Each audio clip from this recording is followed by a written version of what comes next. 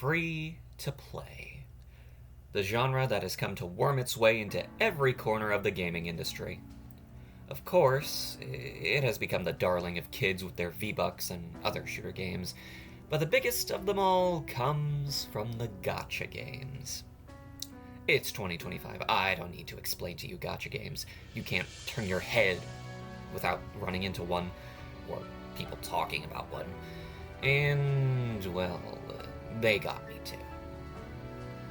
I've been in the gacha space for almost a decade, I'd say. I got my grips with a game called Brave Frontier, if any of you remember that. It was an okay game, very grind-heavy, especially with the extra content. It's been shut down for years, and I haven't heard anyone talk about it for a while. I was reminded of it since the developer was the one behind Final Fantasy Brave Exvius, which shut down a few months ago. And now its sister game, War of the Visions 2. I was able to record the last bit of my playtime with the game. That's what you're seeing now. It wasn't challenging or taxing or exciting, really. I just enjoyed getting the new units because, you know, Final Fantasy, Square Enix. They even had collabs, and I remembered saving up for the Kingdom Hearts 3 Sora, Riku, and Kairi. I was eager to save up for Dion from Final Fantasy 16 to get into the game, but right as the units from 16 came into the game, the global server was shut down. They gave us an Esther that trivialized the entire game as an event reward, and once Halloween hit, 7 years gone like that. I'm going to commit various war crimes! The next gacha game I tried was Fire Emblem Heroes. This is still running as of this video, and it doesn't look to stop soon, as it is Nintendo's biggest success in the mobile market, so much so that it forced itself to be recognized as a mainline title. I started right as the first Bride banner was dropped, and I've continued since. I've seen the steady incline in modes, units, even gacha mechanics grow and develop over the years. I, of course, have also seen the drop-off of players. We are nowhere near the popularity of the Three Houses launch and Gatekeeper sweep. Really, the only people still playing the game are fans of the series itself, and the queer community. This only happened because of you. I know who you are. Also, Tsubasa for CYL, we need to finish TMS. Out of the long-standing gacha games, I would recommend this one, as it by far has so much content easily accessible to the point where currency is not an issue. And the rates are surprisingly fair, especially on the end-of-the-month banners where all the meta units are. Which is where the issue of the game lies. You have to roll for newer units in order to survive later content. Not just newer units, specific newer units, as favoritism is aplenty. There's a reason my current team is what it is. When in doubt, go for an Edelgard or Sigurd. They'll last you the longest. Hey pal, you just blowing from Stupid Town? Be it intrigue or plain naivete, I then installed FGO to start something new. Don't. Just don't. The story, once it gets going, is unlike anything in the space, especially once you get to the Lost Belts.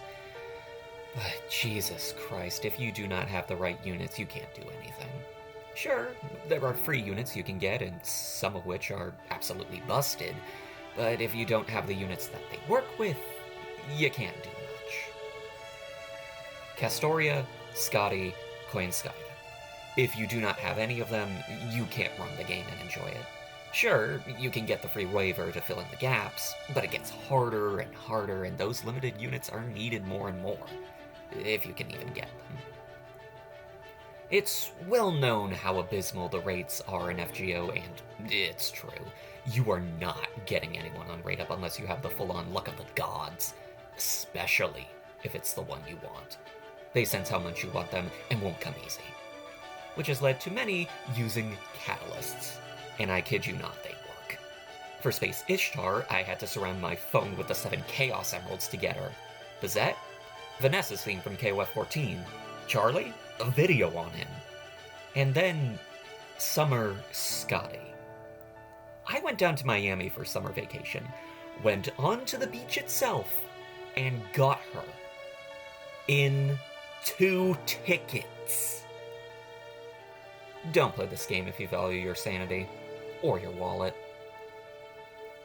For a Type Moon fan, the game rewards those who have spent time with the outside media, all of the Fate shows and mangas, Tsukihime, on and on and on.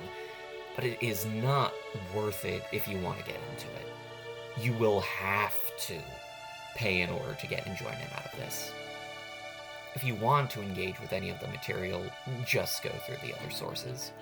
Mihoyo will change your life, Kara no Kyokai's adaptation is still beautiful to this day, and Melty Blood has Neko. Hacking photosynthesis. I'm in. And now we get to the latest gacha I've dabbled in. Zenless Zone Zero. This is my first Hoyoverse game, and most likely my only one, because 1, this one respects your time the most, and 2... Good lord, what is happening in there? ZZZ is by far the one game they've made that applies to my sensibilities. It's quick-paced action with fun characters and movesets, with an animation style immediately separating it from its sister games. Now you may be thinking I like it because it appeals to a specific demographic. Do I look like the demographic? This is a gacha with years of learning from the genre to know how to operate. For one, the gacha banners carry over. You gotta understand, coming from gacha hell, this is paradise. And even if you lose the 50-50, all of the units available are still usable in each of the modes. Because the units in ZZZ aren't units in an RPG, they're a fighting game roster. They each have their own quirks and movesets and ways to fight all their own, and the game allows you to pick which playstyle fits you best. Not to mention, in the story, events, and other modes, you get to play as the units you don't have. In fact, they recommend you to play as them. You can even go into the training area once you finish it for the first time for a character and have unlimited access with that character. You don't get that in other gachas. If you want the big gacha craze, this one I recommend for its way of respecting your time, patience, and worth as a consumer. You do not miss out on a game-changing thing just because you missed the window. There are opportunities to still try it out and see if you want it for yourself. I went and made this video because I was starting to get reflective on what I've spent my time with. Plus another thing. Union Cross. I was there for that. Even was part of a guild. The Stardust Knights. I got to see that to its end. And since KH News is non-existent, I was thinking about it again.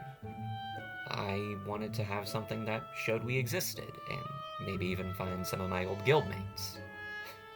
Wherever they are. It's been years, but hey. Remember this? And that's it for today. Thanks for watching.